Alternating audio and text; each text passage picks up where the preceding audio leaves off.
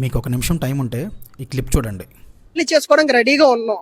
మాకు తెలుసు ఆడవాళ్ళతో నల్గొండలో, మాకు తెలుసు ఎలా పెళ్లి చేసుకోవాలో, మాకు తెలుసు ఒక ఆడదాన్ని ముట్టుకునే ముందు మాకు రైట్ ఏంటో మాకు తెలుసు. అలాంటిది ఇప్పుడు లైంగికంగా వేధించడం ఏంటి? అది కూడా ఫ్యాకల్టీయా? అదేమన్నా న్యాయం ఉందా?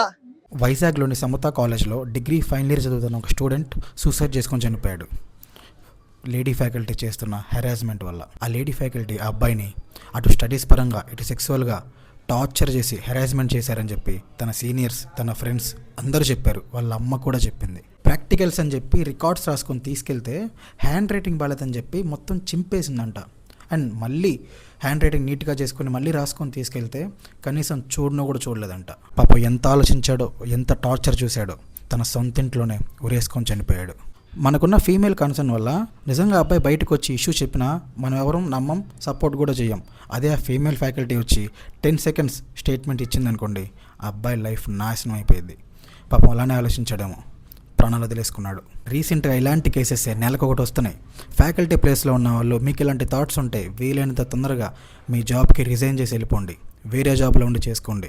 మీరు చేస్తున్న ఈ పనుల వల్ల ఫ్యాకల్టీస్కి, టీచర్స్కి, లెక్చరర్స్కి అందరి మీద ఉన్న నమ్మకం పోతుంది, అందరి మీద ఉన్న గౌరవం కూడా పోతుంది. ఈ వీడియో చూస్తున్న ఏ స్టూడెంట్ అయినా కానీ మీ స్కూల్లో కానీ మీ కాలేజీలో కానీ మీరు కూడా ఇలాంటి ఏమన్నా ఫేస్ చేస్తుంటే ధైర్యంగా ముందుకొచ్చి మీ ఇంట్లో వాళ్ళకి చెప్పండి. సిచ్యువేషన్ ఫేస్ చేయండి. మీరు చనిపోతున్నారు, ఇంట్లో వాళ్ళని కూడా చంపేస్తున్నారు. ఇంత పెద్ద సిస్టమ్ ఉన్నా, ఇంతమంది అబ్బాయిలు ఉన్నా మనం ఉన్నామన్న ధైర్యం అతనికి ఇవ్వలేకపోయాం. Rest in peace brother. చాలా ఎర్లీగా డెసిషన్ తీసుకున్నావు.